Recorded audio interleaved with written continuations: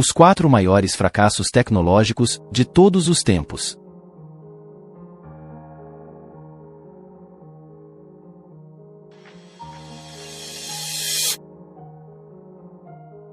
O Windows Phone não era um sistema operacional ruim, mas não trazia nada de inovador, e o iOS e Android já estavam muito consolidados na época em que a Microsoft resolveu agir.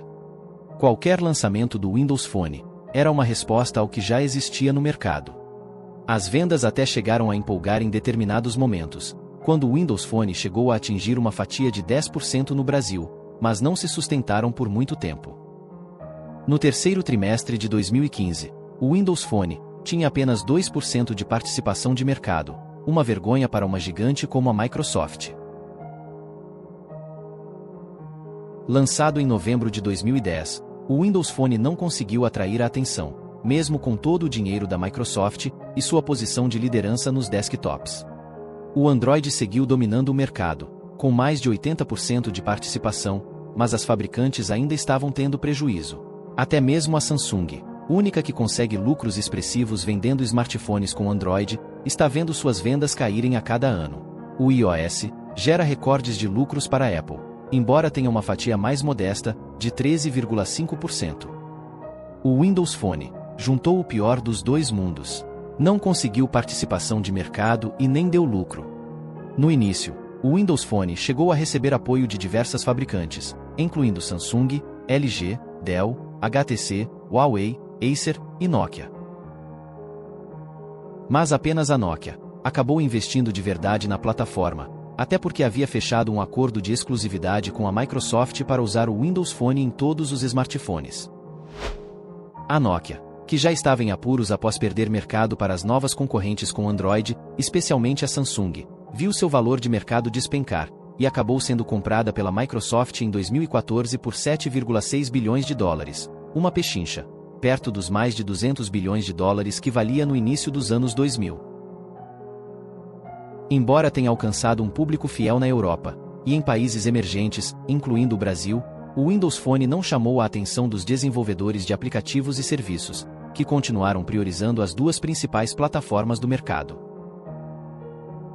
Tanto no lançamento de novos aplicativos, quanto na manutenção dos já existentes, o Windows Phone constantemente só recebia novidades, muito depois dos concorrentes, e quando recebia.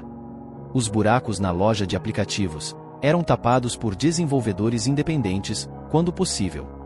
No sucessor, o Windows 10 Mobile, a Microsoft ainda tentou conquistar usuários, com um sistema unificado e suporte a aplicativos migrados do Android e iOS, mas não deu certo, e o Android e iOS continuaram dominando o mercado mobile.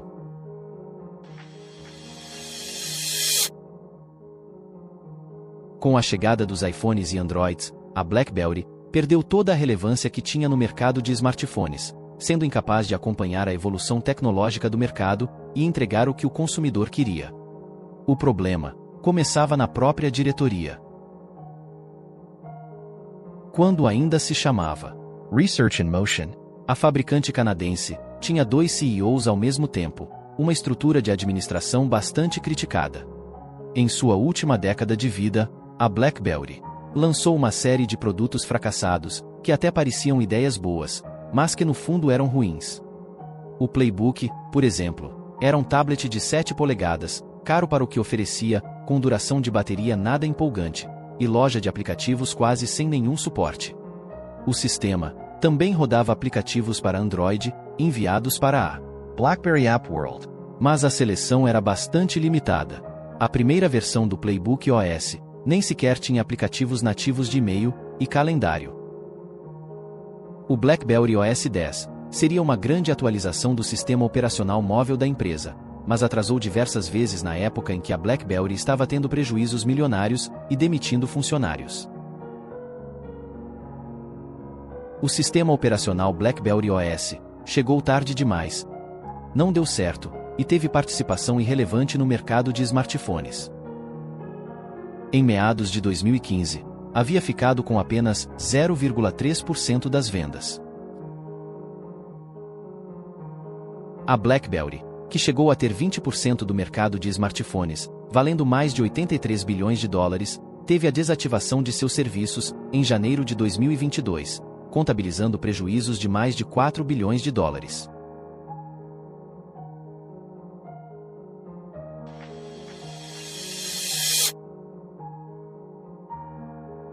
Antes dos iPhones e iPads, o gadget mágico da Apple era o iPod. A empresa de Steve Jobs ganhava rios de dinheiro com seus players e com a venda de álbuns digitais na iTunes Music Store. É claro que a principal rival, a gigante Microsoft, queria abocanhar uma fatia daquele mercado em franca ascensão. A resposta da empresa de Bill Gates foi o Zune, que, aliás, nunca conseguiu participação de mercado relevante. E sequer deu as caras no Brasil, sobrevivendo apenas até 2012. O primeiro Zune foi lançado em novembro de 2006. Tinha um HD de 30 GB e controle direcional para navegar pelas músicas, vídeos, fotos e podcasts. Depois vieram os modelos compactos, com memória flash de 4, 8 ou 16 GB, para competir com o iPod Nano, que na época vinha com memória de 80 e 120 GB. O mais bonito de todos foi o Zune HD, lançado em 2009, com uma linguagem visual que serviu de inspiração para o Windows Phone. O Zune não era um player ruim, mas não trazia nada de inovador, e o iPod já estava muito consolidado na época em que a Microsoft resolveu agir. Qualquer lançamento de Zune era uma resposta ao que já existia no mercado. As vendas até chegaram a empolgar em determinados momentos, quando o Zune chegou a atingir uma fatia de 10%, mas não se sustentaram por muito tempo. No início de 2009, o Zune tinha irrisórios 2% de participação de mercado.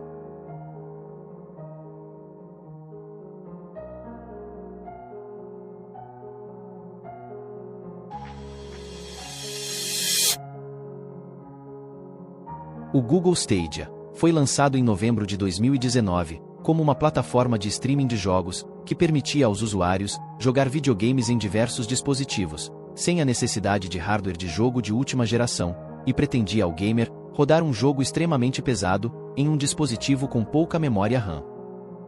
No entanto, o Stadia enfrentou vários desafios que contribuíram para seu insucesso. Infraestrutura de internet. Para jogar sem problemas, os usuários precisavam de uma conexão de internet extremamente rápida e estável, coisa que não existia nem nos Estados Unidos. Isso se mostrou problemático para muitos jogadores, devido à falta de infraestrutura de internet de alta velocidade em várias regiões do mundo. Catálogo de jogos limitado. O Google Stadia enfrentou muitas críticas por seu catálogo inicial de jogos relativamente limitado em comparação com outras plataformas de jogos já estabelecidas, como PlayStation e Xbox. Problemas técnicos. Alguns usuários enfrentavam muitos problemas técnicos, como atrasos de entrada e qualidade de vídeo inferior, o que afetou negativamente a experiência de jogo.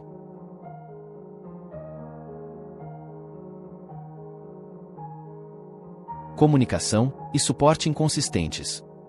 O Google enfrentou críticas por sua comunicação inconsistente e suporte ao cliente inadequado, o que também resultou em frustração entre os usuários. Concorrência acirrada. O mercado de jogos é altamente competitivo, com grandes concorrentes como Sony, Microsoft e Nintendo. O Stadia enfrentou enormes dificuldades para competir com essas empresas já estabelecidas. Embora o conceito de streaming de jogos via internet tenha potencial, o Google Stadia não conseguiu superar esses desafios e alcançar o sucesso esperado. O Google anunciou em fevereiro de 2021 que estava encerrando seus estúdios internos de desenvolvimento de jogos e mudando o foco do Stadia para trabalhar com desenvolvedores externos, o que tecnicamente oficializou o fim do programa.